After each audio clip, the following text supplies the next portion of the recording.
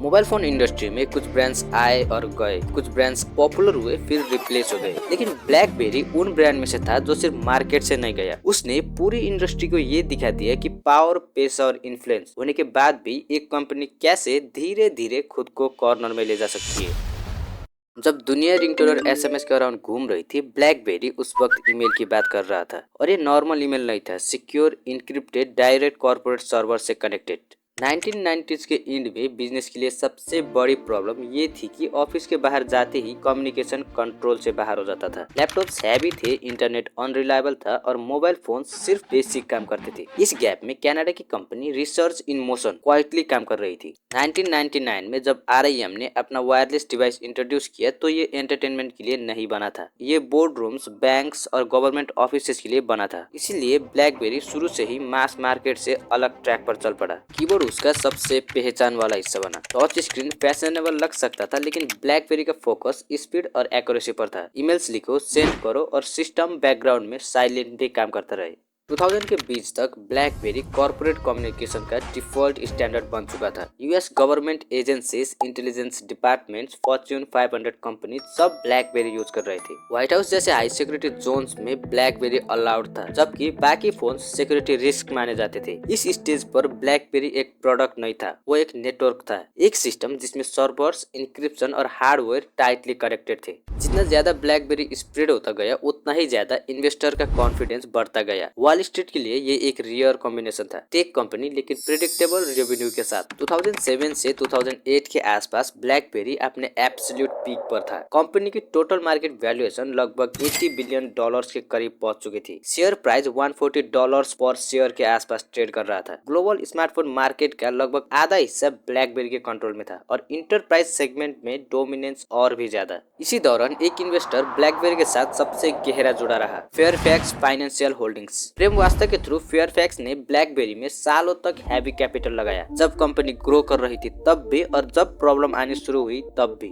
Fairfax के अलावा Vanguard, black rock, Fidelity जैसे बड़े इंस्टीट्यूशनल इन्वेस्टर्स भी ब्लैकबेरी के मेजर शेयर होल्डर्स थे, लेकिन सबसे ज्यादा पैसा, सबसे लंबी कमिटमेंट और सबसे ज्यादा रिस्क फेयरफैक्स का ही था। उस वक्त ब्लैकबेरी को देखकर ये लगता ही नहीं था कि कुछ गलत हो सकता है। Strong cash flow, government contract, lower corporate client, सब कुछ स्टेबल था, पर इसी स्टेबिलिटी के बीच एक साइलेंट चेंज शुरू हो चुका था। 2007 में आईफोन लॉन्च होता है। We are calling it iPhone.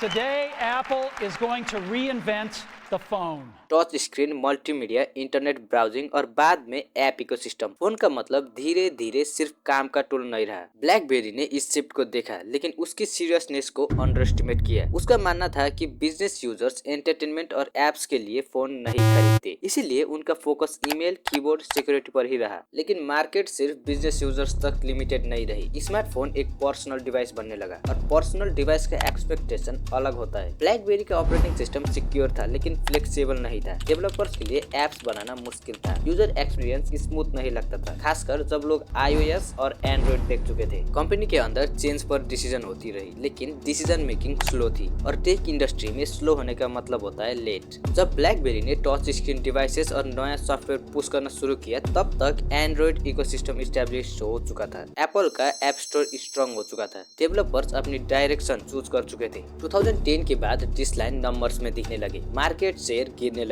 Corporate clients alternatives test करने लगे। जब लोग अपना फोन ऑफिस काम के लिए यूज करने लगे, ब्लैकबेरी के कंट्रोल बेस्ड सिस्टम पीछे रह गया। स्टॉक मार्केट ने भी रिएक्ट किया। शेयर प्राइस जो कभी $140 था, वो धीरे धीरे गिरकर सिंगल डिजिट पर आ गया। मार्केट वैल्यूएशन जो कभी टेंस ऑफ बिलियंस में थी, वो रैपिडली सिंक हो गई। इसी फेज में जब कई इन्वेस्टर्स एग्जिस्ट कर रहे थे, फेयरफैक्स ने अपना सपोर्ट विड्रॉ नहीं किया। 2013 के आसपास फेयरफैक्स ने ब्लैकबेरी को स्टेबलाइज करने के लिए $1 बिलियन से ज्यादा फाइनेंशियल सपोर्ट दिया। ये एक रेस्क्यू मूव था, ना कि ग्रोथ बेट। टाइम के साथ साथ ब्लैकबेरी का रोल चेंज होता गया। स्मार्टफोन इंडस्ट्री का सेंटर ऑफ ग्रेविटी बदल चुका था, और ब्लैकबेरी का ओरिजिनल सिस्टम उस नए सेंटर के लिए डिजाइन नहीं हुआ था। फोन्स धीरे धीरे बैकग्राउंड में चले गए। कंपनी ने अपनी सिक्योरिटी और नेटवर्किंग एक्सपर्टीज को नए डोमेन्स में अप्लाई करना शुरू किया। इंटरप्राइज सॉफ्टवेयर, साइबर सिक्योरिटी और ऑटोमोटिव सिस्टम जैसे एरिया फोकस में आए। आज ब्लैकबेरी का नाम स्मार्टफोन्स के कॉन्टेक्स्ट में रियरली लिया जाता है। कंपनी अब एक सॉफ्टवेयर और सिक्योरिटी फर्म के रूप में ऑपरेट करती है। करंट मार्केट वैल्यूएशन लगभग 3 से 4 बिलियन डॉलर के बीच घूमती है। शेयर प्राइस अब भी सिंगल डिजिट्स के आसपास रहता है। फेयरफैक्स आज भी ब्लैकबेरी का मेजर शेयर होल्डर है, लेकिन वो ब्लैकबेरी जो कभी वॉल स्ट्रीट का फेवरेट था अब एक बिल्कुल अलग स्केल और रोल पर एग्जिस्ट करता है। ब्लैकबेरी की कहानी एक सडन क्रैश की कहानी नहीं है, एक स्लो शिफ्ट की कहानी है। एक ऐसी कंपनी जो एक सिस्टम बन चुका था, लेकिन जब सिस्टम बदला तो कंपनी का सेंटर भी बदल गया।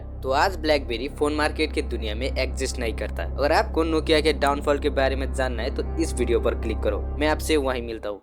बाय।